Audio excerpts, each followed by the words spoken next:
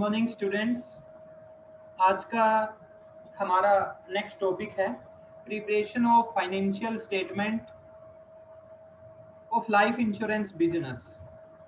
तो सबसे पहले हम लाइफ इंश्योरेंस बिजनेस का रिवेन्यू अकाउंट जिसको पॉलिसी होल्डर अकाउंट बोलते हैं, प्रॉफिट एंड लॉस अकाउंट जिसको शेयर होल्डर अकाउंट बोलते हैं, and balance sheet are prepared as per form A dash revaluation account form A dash profit and loss account form A dash balance sheet. तो इन सब के बारे में हम करेंगे। तो सबसे पहले हमारा फॉर्मेट है form A revenue account. Revenue account को हम टेक्निकल अकाउंट्स और पॉलिसी होल्डर अकाउंट्स भी बोलते हैं। Name of the insurer, insurer company का नाम, registration number and date of registration with IRDA, ये इसकी डिटेल हम लिखेंगे। Revenue account for the year ended 31 March 2000, जो भी फाइनेंशियल हमारा ईयर है। तो सबसे पहले पॉलिसी होल्डर अकाउंट्स के बारे में हम करते हैं। Schedule number 1 premium earned. Schedule number 1 में इन्होंने क्या दिया है? Premium earned net. Premium earned net दिया हुआ है। ए प्रीमियम री इंश्योरेंस सीडेड, री इंश्योरेंस एक्सेप्टेड, इन सभी का हम क्या ले लेंगे? नेट ले लेंगे शेड्यूल नंबर 1 में। इसके बारे में हम आगे एक बार इसको पूरे फॉर्मेट को हम पढ़ लेते हैं, देन एक एक पॉइंट्स के ऊपर हम कंसीडर करेंगे, एक एक पॉइंट्स के ऊपर हम बात करेंगे। Income from investment, interest, dividend, rent, profit and sale of redemption of investment, loss on sale, redemption of investment, transfer, gain on revaluation, change in fair value. Income from investment normally in पॉइंटों में से कुछ भी point यहाँ पे नहीं आएगा। Other income to be specified, कुछ एक स्पेसिफाइड अदर इनकम है, हम यहाँ पे वो लिखेंगे। देन उसके बाद फर्स्ट शेड्यूल है हमारा जो, उसका हम क्या कर देंगे? टोटल कर देंगे। देन शेड्यूल नंबर 2 पे हमारा क्या आएगा? एक्सपेंसेस स्टार्ट हो जाएंगे शेड्यूल नंबर 2, 3 एंड 4 पे। कमीशन, शेड्यूल नंबर 2 कमीशन में हमारा क्या आएगा कि जो कमीशंस हम अपने एजेंट्स को दे रहे हैं, इसके बारे में भी हम डिटेल में करेंगे। एक बार इनको पॉइंट वाइज कर लेते हैं। Operating expenses related to insurance business. Insurance business से रिलेटेड जो एक्सपेंसेस हैं हमारे, हम यहाँ पे वो लिखेंगे। Provision for doubtful debts, bad debts, provision for tax, provision other than taxation, इस टाइप के सारे हम यहाँ पे अपने एक्सपेंसेस लिखेंगे। एक्सपेंसेस कौन कौन से आएंगे, उन एक्सपेंसेस के बारे में भी हम आगे पढ़ेंगे। देन हम बी, जो हमारा commission schedule number 2, operating expenses schedule number 3, तो इस बी पोर्शन का हम क्या कर लेंगे? टोटल कर लेंगे। बेनिफिट पेड, जो पॉलिसी होल्डर को हम बेनिफिट देते हैं वो सारे, इंटीरियम bonus paid, change in valuation of liability in respect of life policy in force, gross amount ceded, reinsurance amount accepted in reinsurance, इन सब का हम क्या कर लेंगे? टोटल कर लेंगे। ए का टोटल हो गया, बी का टोटल हो गया, सी का टोटल हो गया।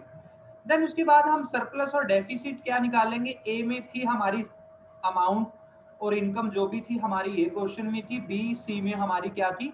शेड्यूल नंबर 2, 3 एंड 4 हमारी क्या थे? एक्सपेंसेस थे।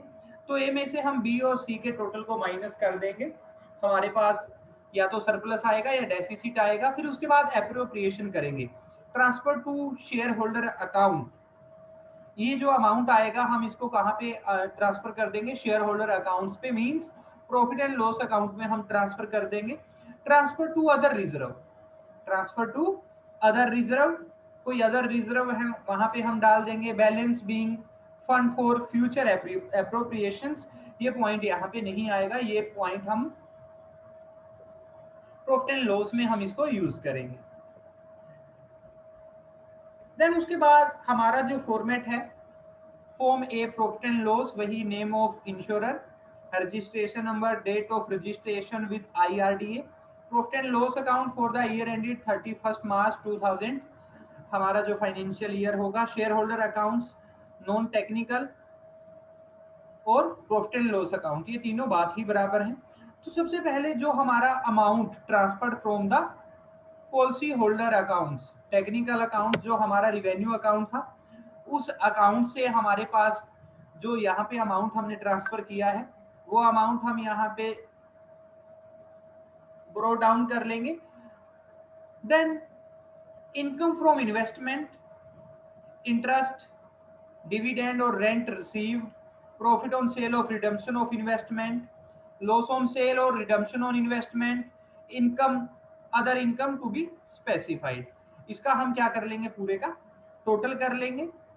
नेक्स्ट में हाँ, हमारा जो प्रॉफिट एंड लॉस अकाउंट है इसमें हमारे कोई भी शेड्यूल नहीं आएंगे, हमारे कोई भी शेड्यूल हमारा इसमें नहीं आएगा। रिवेन्यू अकाउंट्स में हमारे शेड्यूल नंबर 1 था इनकम से रिलेटेड था, 2, 3 शेड्यूल नंबर 2 कमीशन का था, शेड्यूल नंबर 3 ऑपरेटिंग एक्सपेंसेस और शेड्यूल नंबर 4 बेनिफिट पेड का था हमारा। यहाँ पे हमारा कोई भी प्रॉफिट एंड लॉस में कोई भी शेड्यूल हम यूज नहीं करेंगे।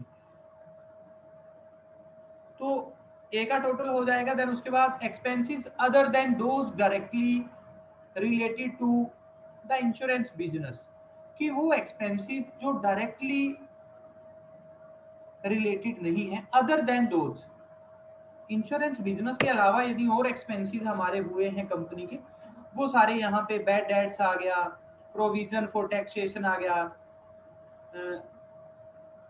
For division in the value of investment आ गया, प्रोविजन फॉर डाउटफुल डेट्स हमारे पास आ गया, other specified.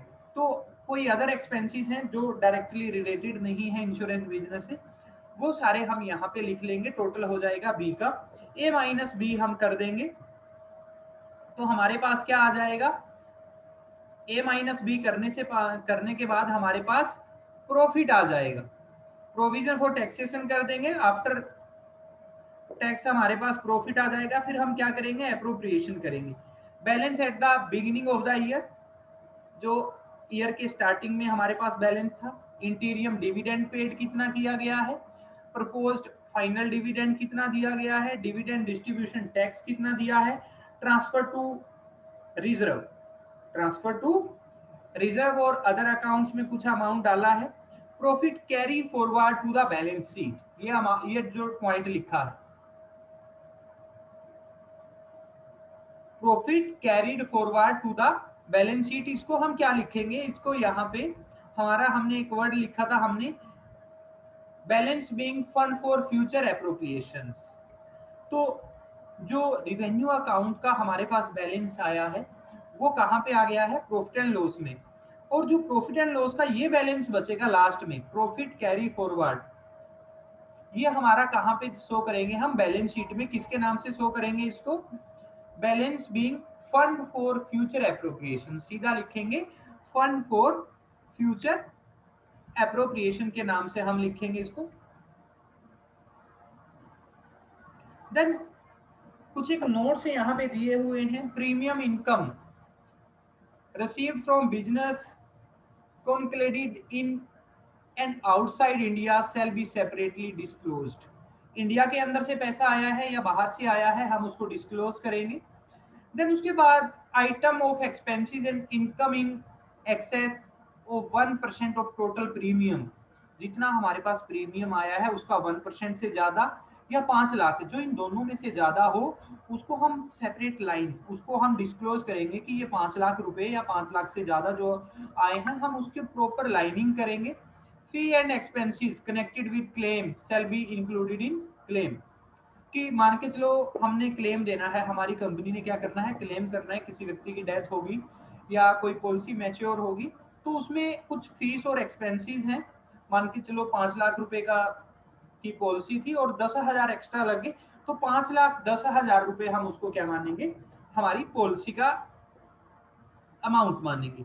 Interest, dividend and rental receivable in connection with an investment should be stated at gross amount, the amount of income tax reduction at source. तो हम क्या है, हमारे पास जो इंटरेस्ट होगा, जो डिविडेंड होगा, उसको हम क्या क्या लेके चलेंगे, ग्रोस अमाउंट हम उसका करेंगे, क्योंकि यदि हमने यहाँ पे इंटरेस्ट के ऊपर से टैक्स माइनस करने के बाद अपने प्रॉफिट एंड लॉस में लिख दिया, वो हमारी इनकम में ऐड हो गया, दोबारा फिर हमें उसके ऊपर टैक्स देना पड़ेगा। तो हम क्या करेंगे, यहाँ पे ग्रोस अमाउंट लिखेंगे। फॉर एग्जाम्पल इंटरेस्ट का जो अमाउंट बनता था वो था 18,000 रुपए। इंटरेस्ट का जो अमाउंट था 18,000, 2,000 टैक्स के कट चुके हैं, टैक्स डिडक्शन एट सोर्स। पहले ही वो 20,000 थे, 2,000 रुपए टैक्स के कट के हमें मिले हैं। तो हम अपने प्रॉफिट एंड लॉस में उसको क्या करेंगे, 20,000 रुपए दिखाएंगे। टैक्स के पैसे हम बाद में क्या करेंगे, माइनस करेंगे। देन उसके बाद हम एक एक शेड्यूल्स के ऊपर बात कर लेते हैं। शेड्यूल नंबर 1 थी हमारी प्रीमियम का, ऊपर लिखा हुआ था नेट। प्रीमियम के ऊपर क्या लिखा हुआ था, नेट लिखा हुआ था। तो प्रीमियम क्या होता है, हमने इंश्योरेंस के मीनिंग में भी पढ़ा था कि इंश्योरर कंपनी, बीमा करने वाली कंपनी जो इंश्योर्ड कोई पर्सन होता है उसको एश्योर्ड करती है, उसको आश्वासन देती है कि इस टाइम तक आपकी कोई भी नुकसान होता है तो इंडेमनिटी वो करते हैं, उसकी वो भरपाई करते हैं। तो उसके लिए जो अमाउंट बीमा करता व्यक्ति को देना पड़ता है कंपनी को, उसको हम क्या बोलते हैं, प्रीमियम बोलते हैं। तो ये प्रीमियम कई टाइप का हो सकता है। हमने क्या किया, फर्स्ट टाइम अपना इंश्योरेंस करवाया, फर्स्ट टाइम जो प्रीमियम हमने दिया उसको हम क्या बोलेंगे, first year premium. Next year में जैसे जैसे हम आगे पे करते रहेंगे उसको हम क्या बोलेंगे, रीन्यूअल प्रीमियम। उसको हम क्या बोलेंगे, रीन्यूअल प्रीमियम हम उसको बोलेंगे। First year premium plus renewal premium. ये क्या होता है कि एक व्यक्ति ने बीमा करवाया और वो प्रीमियम का जो अमाउंट है, उसकी पॉलिसी का जो प्रीमियम का अमाउंट है वो लमसम एक साथ ही वो पे कर देता है, उसको हम बोलते हैं सिंगल प्रीमियम। मान के चलो 5 लाख रुपए का अमाउंट बना जी बीमा करवाने का, तो वो 5 लाख रुपए यदि हम एक साथ भर देते हैं तो उसको हम बोलेंगे सिंगल प्रीमियम। और यदि हमने 5 लाख रुपए का बीमा करवाया है, 10,000 की इंस्टॉलमेंट है, तो फर्स्ट इंस्टॉलमेंट क्या होगी, फर्स्ट ईयर प्रीमियम। और जो आगे की जो उसकी प्रीमियम होंगी वो रीन्यूअल प्रीमियम के नाम से हम उनको बोलेंगे। तो इसमें ऐड कौन सा हो गया, premium outstanding at the end of the year. जब हम रिवेन्यू अकाउंट बनाएंगे तो हमारा मान के चलो 31 मार्च 2021 को हम क्या कर रहे हैं, अकाउंट बना रहे हैं। तो इस डेट को 31 मार्च एंड डेट के ऊपर जो हमारा आउटस्टैंडिंग अमाउंट होगा प्रीमियम का, जो अभी बीमा कर्ता ने अभी तक पे नहीं किया है, वो हम इस अमाउंट में ऐड कर देंगे। और जो ईयर के स्टार्टिंग में होगा उसको हम क्या कर देंगे, माइनस कर देंगे। क्यों करेंगे, जो ईयर की स्टार्टिंग में होगा वो पिछले साल का होगा और जो इस साल के लास्ट में होगा वो इस साल का प्रीमियम होगा। हमने क्या करना है, इनकम करंट ईयर की ऐड करनी है। इसीलिए ये जो देखो, ईयर स्टार्ट होते ही हमारे जो प्रीमियम है वो सारे रीन्यू नहीं होते, ड्यू नहीं होते। तो जो प्रीवियस ईयर का प्रीमियम होता है वो कैरी फॉरवर्ड, आउटस्टैंडिंग एक्सपेंसेस जैसे कैरी फॉरवर्ड होते रहते हैं, ऐसे ही इसमें है। तो हम क्या करेंगे, करंट ईयर का प्रीमियम लेने के लिए जो पिछले साल का आउटस्टैंडिंग है उसको माइनस कर देंगे, इस साल का आउटस्टैंडिंग है लास्ट में है जो, उसको हम क्या कर देंगे, ऐड कर देंगे। सेकंड पॉइंट है हमारा री इंश्योरेंस प्रीमियम।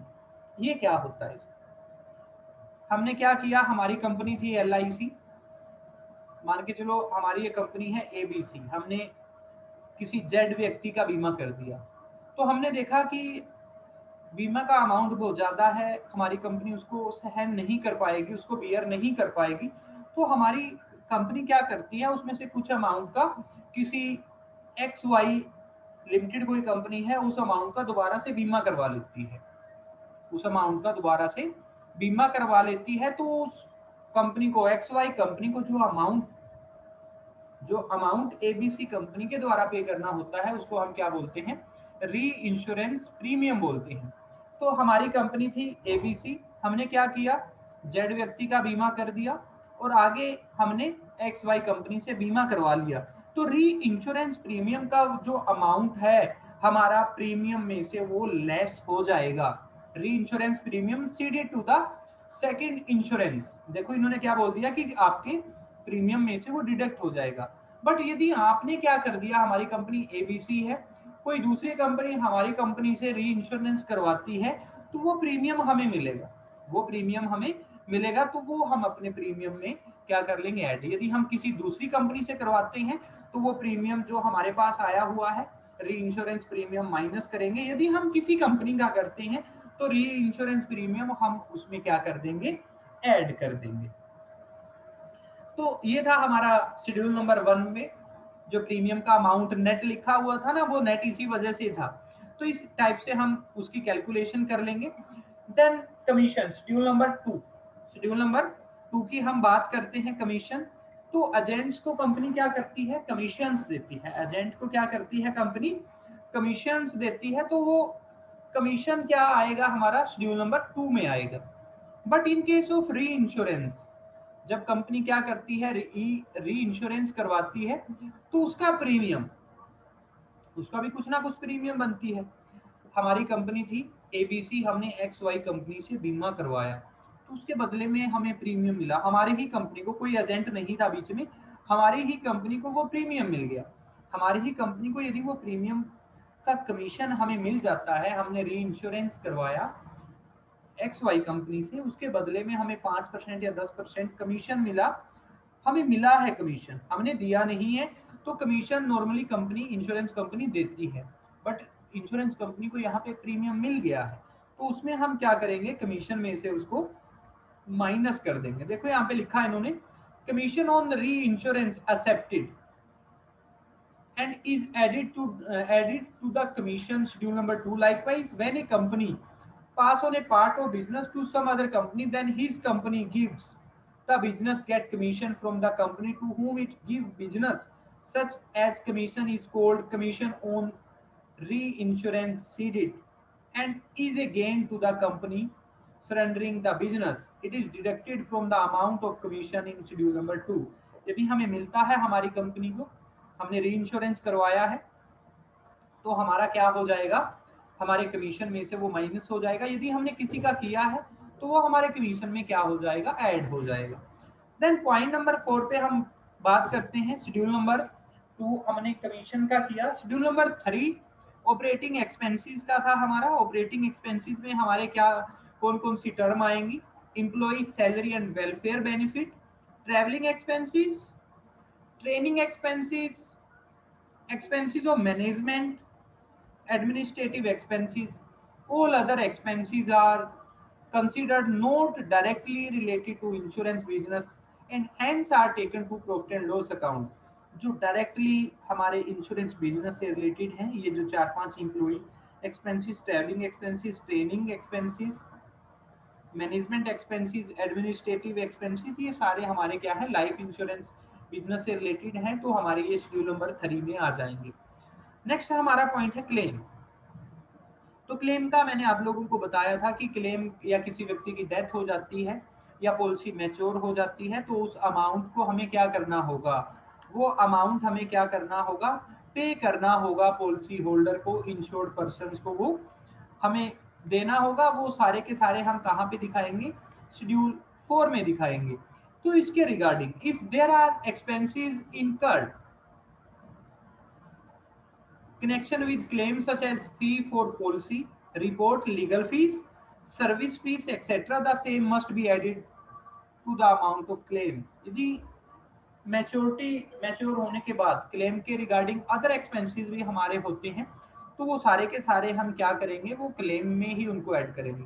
देखो यहाँ पे लिखा हुआ है क्लेम बाय डेथ, डेथ होगी किसी पर्सन की, क्लेम बाय मैच्योरिटी या पॉलिसी मैच्योर होगी, add expenses in connection with claim, इन क्लेम को देने के साथ कुछ एक्सपेंसेस आपका, आपने सर्वे किया, आपने जाके देखा, आपने कोई एजेंट भेजा, क्या वो सही क्लेम कर रहे हैं, उसके रिगार्डिंग जो खर्चे हुए।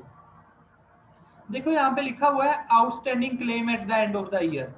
जो आउटस्टैंडिंग क्लेम है अभी तक आपने, आपकी कंपनी ने नहीं दिए हैं, वो ऐड हो जाएंगे।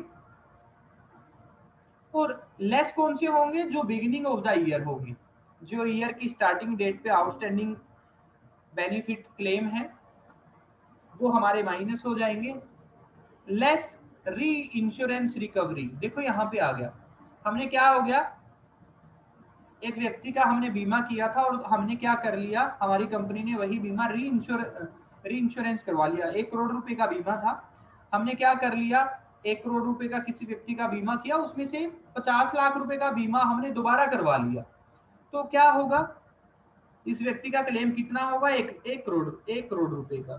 तो हमें क्या होगा, 50 लाख रुपए का हमने री इंश्योरेंस करवा रखा है, तो 50 लाख रुपए यहां से जो हमें मिलेंगे वो हम क्या कर देंगे, इस क्लेम में से लेस कर देंगे, और जो यहाँ पे अमाउंट आएगा, claim paid in India and outside India should be shown separately, जो यहाँ पे अमाउंट आएगा वो नेट बेनिफिट क्लेम का अमाउंट आएगा, जो आप लोगों को शेड्यूल नंबर 4 के अंतर्गत आप लोगों को शो करना होगा।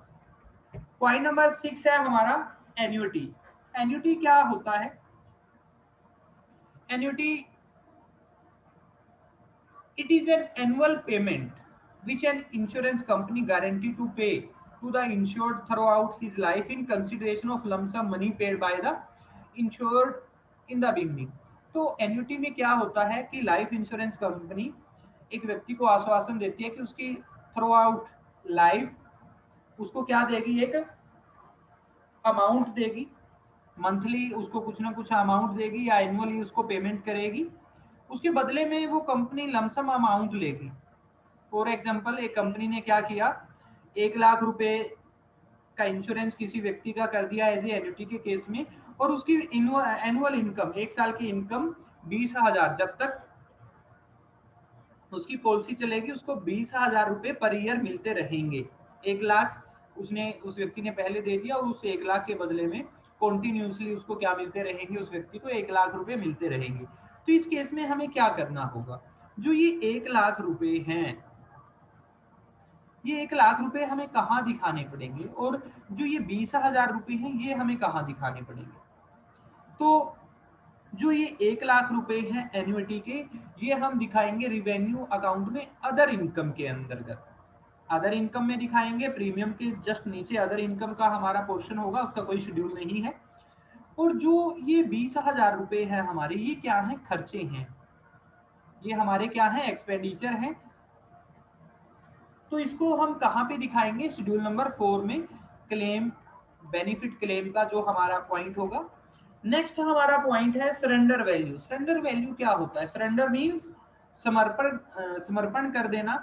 हमने किसी कंपनी से इंश्योरेंस करवाया था, तो 2 साल 3 साल हमने पेमेंट की, हमने प्रीमियम भरा, देन उसके बाद हमारा मन उतर गया कि हमने इसको आगे कंटिन्यू नहीं करना है, तो हम क्या कर देते हैं, उसको सरेंडर कर देते हैं 3 या 4 किस्त के बाद। नॉर्मली कम से कम 2 इंस्टॉलमेंट भरी होनी चाहिए, उसके बाद ही सरेंडर वैल्यू होती है।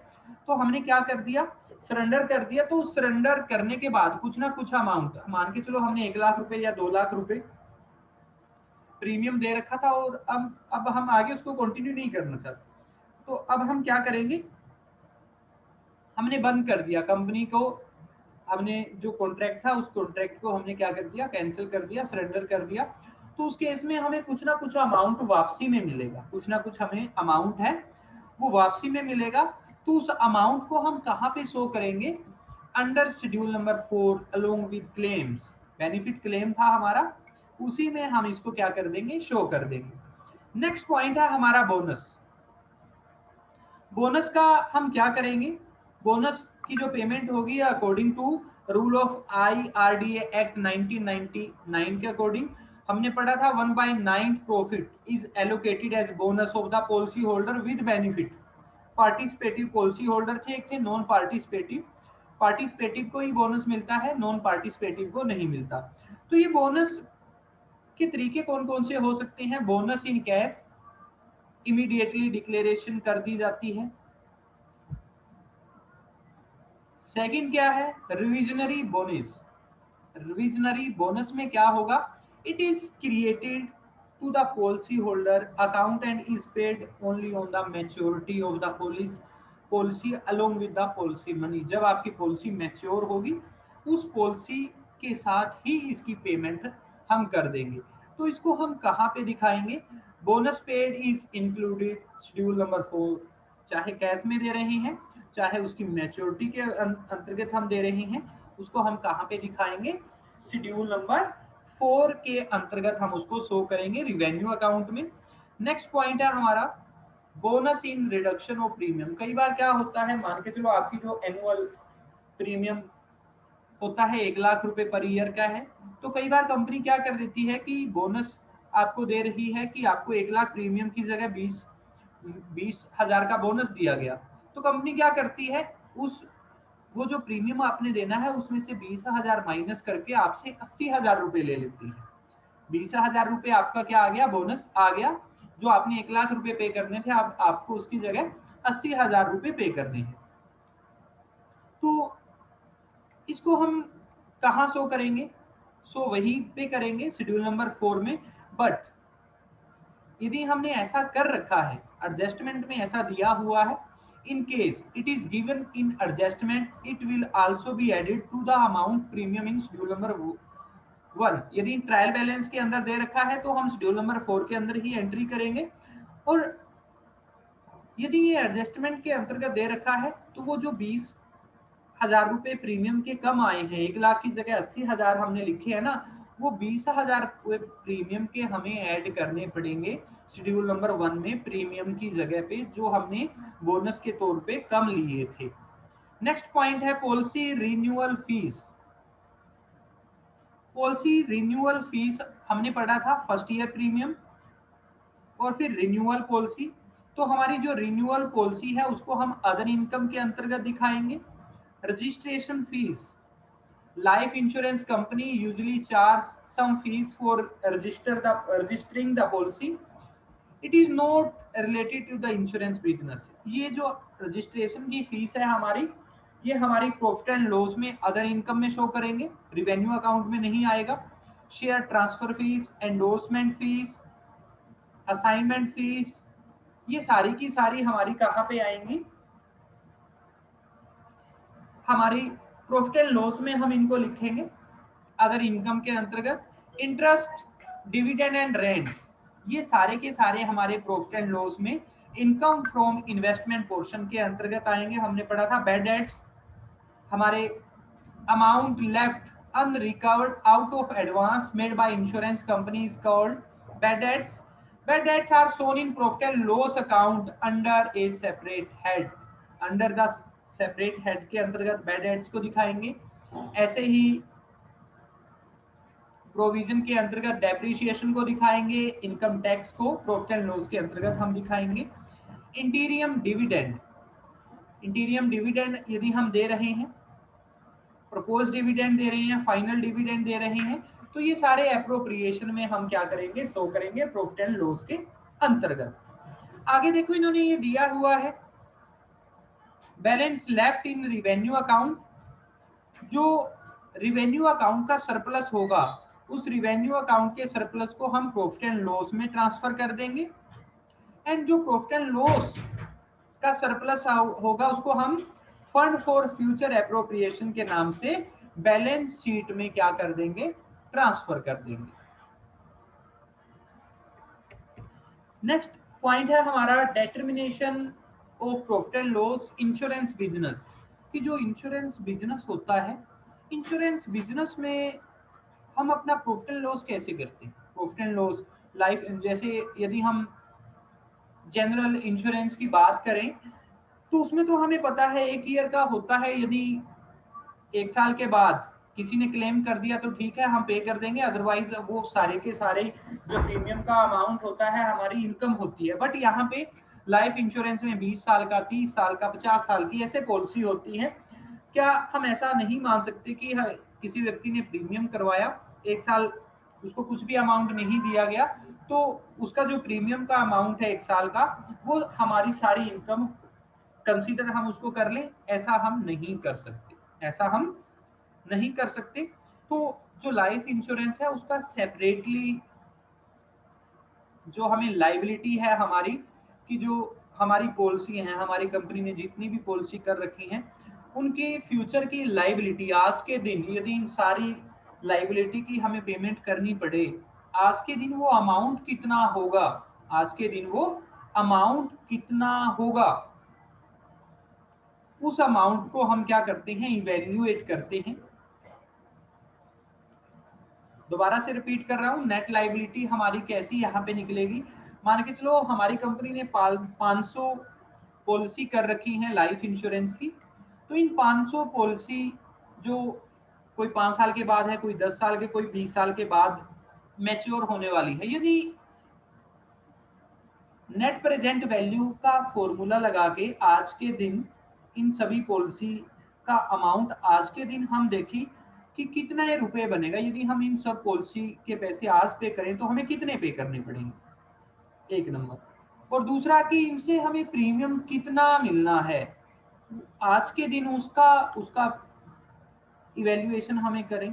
तो हमने क्या किया, मान के चलो हमने जो नेट लायबिलिटी थी इवेल्युएशन किया, जो अमाउंट हमने पे करना है पॉलिसी होल्डर को वो हमारा आ गया 10 करोड़ रुपए, और जो प्रीमियम के तौर पे उनसे पैसा लेना था आज के दिन प्रेजेंट वैल्यू हमने उसकी निकाली वही 2 करोड़ रुपए।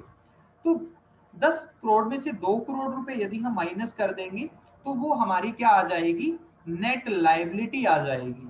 तो जिस प्रोसेस के थ्रू ये नेट लायबिलिटी निकाली जाती है उसको एक्चुरियल वैल्यूएशन बोलते हैं। एक्चुरियल वैल्यूएशन क्या है, एक मैथमेटिकल प्रोसेस है जिसके अंतर्गत हम क्या निकालते हैं, नेट लायबिलिटी निकालते हैं कि फ्यूचर की नेट लायबिलिटी यदि आज के दिन हमने निकालनी हो उसके लिए जो प्रोसेस हम यूज करते हैं उसको एक्चुरियल वैल्यूएशन बोलते हैं।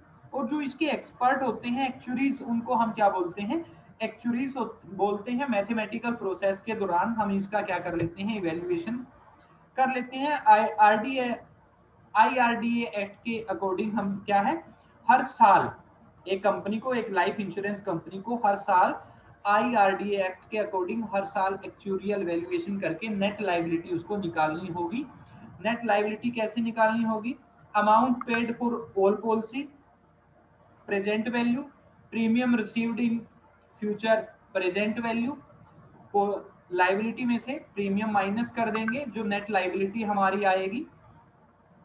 उस नेट लायबिलिटी का फिर हम क्या करेंगे, अभी मैंने आप लोगों को बताया 10 करोड़ मैंने एग्जांपल लिया, 2 करोड़ रुपए प्रीमियम अभी हमें मिलना है, तो 8 करोड़ रुपए की नेट लायबिलिटी है। तो वो 8 करोड़ रुपए जो अभी तक हमारे पास जितना प्रीमियम आ चुका है, जितना प्रीमियम हमारे पास आ चुका है उस प्रीमियम में से उस नेट लायबिलिटी को हम क्या कर देंगे, माइनस कर देंगे। देखो यहाँ पे इन्होंने लिखा excess of life assurance fund, अभी तक जो हमारे पास फंड आ चुका है या जो इन्वेस्टमेंट हमने कर रखी है, end fund for future appropriation, जो हमारे पास लाइफ एश्योरेंस फंड है और जो फंड फॉर फ्यूचर एप्रोप्रिएशन है, ठीक है, मान के चलो ये है हमारे पास 20 करोड़ रुपए। तो उस 20 करोड़ में से 8 करोड़ रुपए हम माइनस कर देंगे तो हमारी क्या आ जाएगी, उस साल का प्रॉफिट हमारा आ जाएगा, उस साल का हमारा प्रॉफिट आ जाएगा। देन उसके बाद डिस्ट्रीब्यूशन ऑफ सरप्लस, जो हमारी कंपनी का प्रॉफिट होगा, जो पार्टिसिपेटिव पॉलिसी होल्डर होंगे उन्हें ही पैसा दिया जाएगा। उन्हें भी कितना दिया जाएगा, 1/9%। और कोई भी कंपनी अपने प्रॉफिट का 10% से ज्यादा क्या नहीं कर सकती, 10% ऑफ एक्चुरियल सरप्लस। कोई भी कंपनी अपने एक्चुरियल प्रोसेस के दौरान जो उसका प्रॉफिट होगा उसके 10% से ज्यादा डिस्ट्रीब्यूट नहीं कर सकती। पॉलिसी होल्डर जो पार्टिसिपेटिव है उनको ही 1/9 पेड हमें करना होता है। कुछ एक नोट दिए हुए हैं। सबसे पहले है हमारे expenses are directly related to the insurance business, जो हमारे रिवेन्यू अकाउंट में एक्सपेंसेस आएंगे उनके बारे में हमने पढ़ा भी था। Expenses of management, salary including employees remuneration, bonus to staff, contribution to provident fund and other welfare benefit. Employees के बेनिफिट के लिए कोई भी एक्सपेंसेस कंपनी बियर कर रही है वो सारे रिवेन्यू अकाउंट में हमारे आएंगे। Medical fees, travelling convenience expenses, agent allowances, receipt, stamps, ये सारे के सारे हमारे क्या आएंगे, ऑपरेटिंग एक्सपेंसेस में हमारे आएंगे। और जो प्रॉफिट एंड लॉस में हमारे खर्चे आएंगे, provision for taxation, depreciation, rent, rate and taxes, printing, stationery, postage, advertisement, bad aids, legal and professional charges, auditor fees, director fees, bank charges, loss on sale of asset, loss on exchange, miscellaneous charges, general expenses कोई और होंगे वो आ जाएंगे हमारे। Flowing income are directly related to insurance business and hence will be taken in revenue account. कि हमारे revenue account में कौन कौन सी income हमारी आएगी. First one is consideration for annuity granted. Annuity के बारे में अभी हमने पढ़ा था कि कंपनी एनुअली क्या करेगी, पॉलिसी होल्डर को एश्योरेंस देगी कि हर साल उसको एक इंस्टॉलमेंट के तौर पे अमाउंट दिया जाएगा. पॉलिसी रिन्यूअल फीस ये हमारी कहाँ पे आएगी, अदर इनकम में. अदर इनकम में प्रीमियम के जस्ट नीचे हम इनको लिखेंगे. और प्रॉफिट एंड लॉस अकाउंट में कौन कौन सी इनकम आएगी हमारी, इंटरेस्ट, डिविडेंड एंड रेंट. हमने जो प्रीमियम आया था उस प्रीमियम को ब्याज पे दे दिया, बैंक को लोन दे दिया, किसी कंपनी में इन्वेस्टमेंट कर दिया, शेयर्स खरीद लिए, बिल्डिंग खरीद ली, उनको रेंट पे दे दिया. Endorsement fees, assignment fees, registration fees जो पॉलिसी होल्डर से हम लेंगे, share transfer fees, profit on sale of asset, income tax refund, हमने एक्सेस पैसा टैक्स का ज्यादा दे दिया था वो पैसा वापस आ रहा है, difference in exchange, rent of staff quarter deducted from salary. यदि स्टाफ मेंबर को क्वार्टर दिए हुए हैं वो क्या कर देंगे हम, हमारे एक तरीके से वो रेंट की इनकम है. मिसलेनियस रिसिप्ट, कोई अदर इनकम हमारी यहाँ पे ऐड हो जाएगी. तो ये था हमारा रिवेन्यू अकाउंट और प्रॉफिट एंड लॉस अकाउंट का.